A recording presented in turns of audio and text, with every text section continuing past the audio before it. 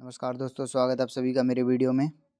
आज हम भारतीय संविधान की प्रस्तावना से संबंधित कुछ प्रश्न लेकर आए हैं, जो कि बहुत ही महत्वपूर्ण प्रश्न हैं आने वाली परीक्षाओं के लिए। तो चलिए शुरू करते हैं। हमारा पहला प्रश्न है, भारतीय संविधान के किस भाग को उसकी आत्मा की आख्या प्रदान की गई है? तो इसका सही उत्तर ऑप्शन ए, प्रस्तावना को। अगला प्रश्न है, संविधान निर्माताओं ने किस पर विशेष ध्यान दिया था? तो इसका सही उत्तर ऑप्शन ए, प्रस्तावना पर। अगला प्रश्न है, भारत में जनप्रिय संप्रभुता है क्योंकि भारत के संविधान की प्रस्तावना शुरू होती है इन शब्दों से। तो इसका सही उत्तर ऑप्शन डी, हम भारत के लोग। अगला प्रश्न है, भारत को गणतंत्र क्यों कहा जाता है? तो इसका सही उत्तर ऑप्शन डी, यहाँ राज्य का प्रमुख निर्धारित अवधि के लिए चुना जाता है। अगला प्रश्न है, भारत है एक, तो इसका सही उत्तर ऑप्शन ए, धर्मनिरपेक्ष राष्ट्र।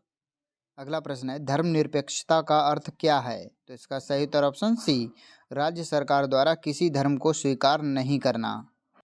अगला प्रश्न है, भारत एक धर्मनिरपेक्ष राज्य है, इसका मतलब है कि भारतीय राज्य, तो इसका सही उत्तर ऑप्शन डी, किसी निश्चित धर्म का समर्थन नहीं करता। अगला प्रश्न है, गणतंत्र होता है, तो इसका सही उत्तर ऑप्शन डी, राज्य जहां पर अध्यक्ष वंशानुगत रूप से न हो। अगला प्रश्न है, निम्नलिखित में से वे दो शब्द कौन से हैं जिनका समावेश 42वें संविधान संशोधन द्वारा संविधान की उद्देशिका में किया गया था? तो इसका सही उत्तर है ऑप्शन सी, समाजवादी धर्मनिरपेक्ष। दोस्तों, 1976 के 42वें संविधान संशोधन द्वारा प्रस्तावना में समाजवादी और धर्मनिरपेक्ष और अखंडता शब्द जोड़े गए थे। अगला प्रश्न है, भारतीय संविधान की प्रस्तावना में भारत को किस रूप में घोषित किया गया है? तो इसका सही उत्तर ऑप्शन सी, एक प्रभुत्व संपन्न समाजवादी धर्मनिरपेक्ष प्रजातांत्रिक गणराज्य। अगला प्रश्न है, भारत एक गणतंत्र है, इसका अर्थ है? इसका सही उत्तर ऑप्शन सी, भारत में वंशानुगत शासक नहीं है। अगला प्रश्न है, निम्नलिखित में से कौन सा शब्द भारत के संविधान की उद्देशिका में नहीं है? तो इसका सही उत्तर ऑप्शन डी, लोक कल्याण। अगला प्रश्न है, कल्याणकारी राज्य का उद्देश्य क्या है? तो इसका सही उत्तर ऑप्शन बी, कमजोर वर्गों के कल्याण का प्रबंधन करना। अगला प्रश्न है, भारत को एक गणराज्य मुख्य रूप से माना जाता है क्योंकि? इसका सही उत्तर है ऑप्शन ए, राज्याध्यक्ष का चुनाव होता है। अगला प्रश्न है, भारतीय संविधान की प्रस्तावना के सिलसिले में निम्नलिखित में कौन क्रम सही है? इसका सही उत्तर ऑप्शन डी, सार्वभौम सत्ता संपन्न समाजवादी धर्मनिरपेक्ष जनवादी गणतंत्र। अगला प्रश्न है, संविधान की प्रस्तावना में प्रयुक्त शब्द सेकुलर का अर्थ है? इसका सही उत्तर ऑप्शन ए, सभी नागरिकों को धर्म एवं उपासना की स्वतंत्रता। अगला प्रश्न है, शब्द धर्मनिरपेक्ष भारत की संविधान की प्रस्तावना में जोड़ा गया था, इसके विषय में निम्नलिखित कथनों में से कौन सा सही है? तो इसका सही उत्तर है ऑप्शन बी, 1 और 3, यानी कि ये और ये। अगला प्रश्न है, भारतीय संविधान की प्रस्तावना में लिखित हम भारत के लोग से क्या अर्थ निकलता है? इसका सही उत्तर ऑप्शन बी, संविधान का निर्माण भारत की जनता द्वारा हुआ है। अगला प्रश्न है, समाजवाद का अर्थ क्या है? तो इसका सही उत्तर ऑप्शन सी, सामाजिक न्याय। अगला प्रश्न है, भारतीय संविधान में समवर्ती सूची किसके संविधान से ली गई है? तो इसका सही उत्तर ऑप्शन डी, ऑस्ट्रेलिया। अगला प्रश्न है, भारतीय संविधान की आत्मा किसे कहा जाता है? तो इसका सही उत्तर ऑप्शन ए, प्रस्तावना को। अगला प्रश्न है, भारत में लौकिक सार्वभौमिकता है क्योंकि संविधान की प्रस्तावना प्रारंभ होती है। इसका सही उत्तर ऑप्शन ए, हम भारत के लोग शब्दों से। अगला प्रश्न है, भारतीय संविधान की प्रस्तावना पर किस क्रांति का प्रभाव नहीं झलकता है? तो इसका सही उत्तर ऑप्शन डी, चीन की क्रांति 1912 से।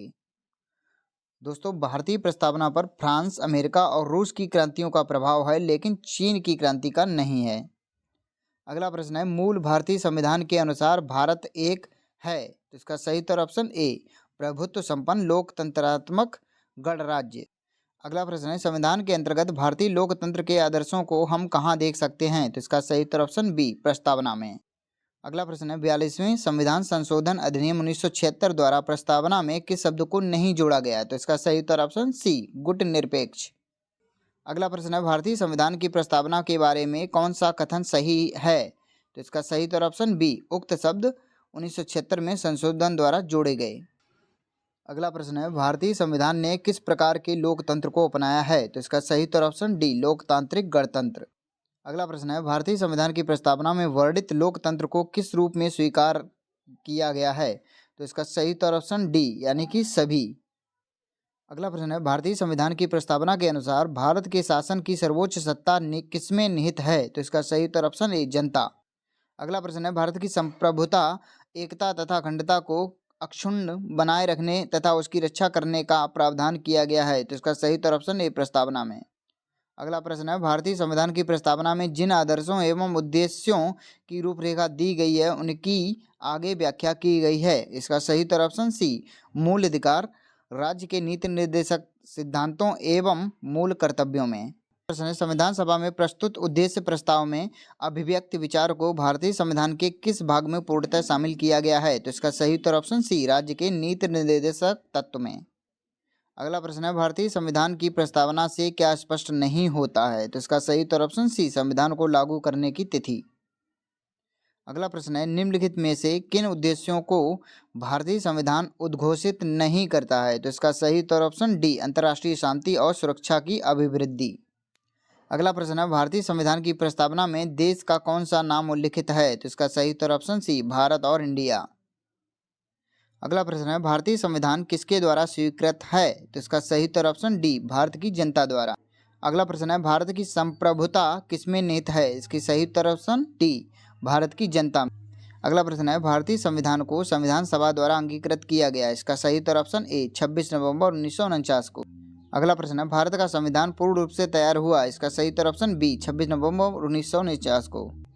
अगला प्रश्न है, भारतीय संविधान कब अंगीकार किया गया था? तो इसका सही उत्तर ऑप्शन सी, 26 नवंबर 1949 को। अगला प्रश्न है, निम्नलिखित में से किस तिथि को भारतीय संविधान लागू किया गया था? तो इसका सही उत्तर ऑप्शन ए, 26 जनवरी 1950। अगला प्रश्न है, किस वर्ष भारत एक प्रभुत्व संपन्न प्रजातांत्रिक गणराज्य बना? इसका सही उत्तर ऑप्शन डी, 1950 में। अगला प्रश्न है, संविधान की उद्देशिका यानी कि प्रस्तावना का संशोधन कितनी बार किया गया है? तो इसका सही उत्तर ऑप्शन सी, एक बार।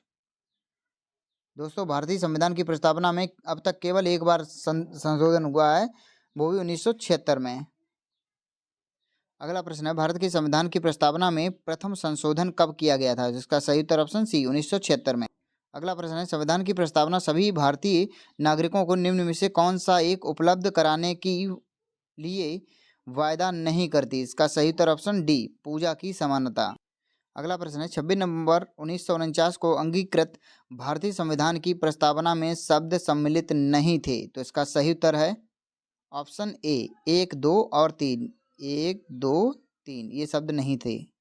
अगला प्रश्न है, भारतीय संविधान की उद्देशिका में परिवर्तन किस संशोधन अधिनियम में किए गए थे? तो इसका सही उत्तर ऑप्शन सी, 42वां संशोधन अधिनियम 1976। अगला प्रश्न है, प्रस्तावना का वह प्रावधान जो सभी वयस्क नागरिकों को मतदान का अधिकार प्रदान करता है कहलाता है? इसका सही उत्तर ऑप्शन बी, प्रजातंत्र। अगला प्रश्न है, भारत के संविधान की प्रस्तावना में समाजवादी और धर्मनिरपेक्ष शब्दों को किस संशोधन द्वारा जोड़ा गया था? तो इसका सही उत्तर ऑप्शन बी, 42वें संशोधन द्वारा। अगला प्रश्न है, 42वें संविधान संशोधन द्वारा प्रस्तावना में निम्नलिखित में से कौन सा शब्द जोड़ा गया? इसका सही उत्तर ऑप्शन सी, समाजवाद। अगला प्रश्न है, भारतीय संविधान के किस भाग में स्पष्ट रूप से घोषणा की गई है कि भारत एक धर्मनिरपेक्ष राज्य है? इसका सही उत्तर ऑप्शन बी, संविधान की प्रस्तावना। अगला प्रश्न है, भारतीय संविधान का प्राधिकार स्रोत कौन है? तो इसका सही उत्तर ऑप्शन बी, भारत के लोग।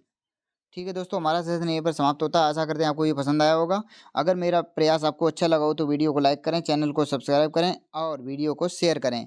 और यदि आपका कोई कमेंट हो या कोई गलती हुई हो मुझसे तो उसे कमेंट में अवश्य लिखें। धन्यवाद।